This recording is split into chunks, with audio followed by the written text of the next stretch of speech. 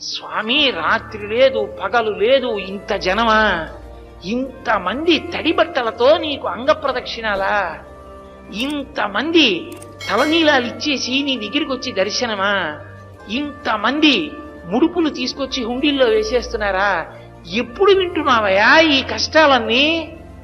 కళ్ళందుకే ఇలా నామాలు పెట్టేసుకుని నిద్రాముద్రాం నిఖిల జగతి రక్షణే జాగరూకం అని దక్షిణాయనంలో పడుకున్నవాడు అంతరంగంలోకి చూసినట్టు వచ్చే వాళ్ళ మనస్సులు చూస్తాడు.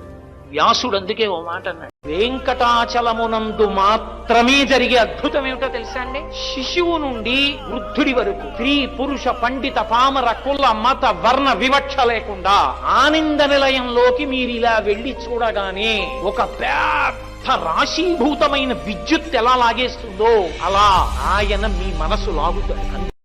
ఎవరు నా పాదములను పట్టుకుంటారో వారికి ఈ సంసారం అనేటటువంటి సముద్రము నడుములోతు మాత్రమే వస్తుంది.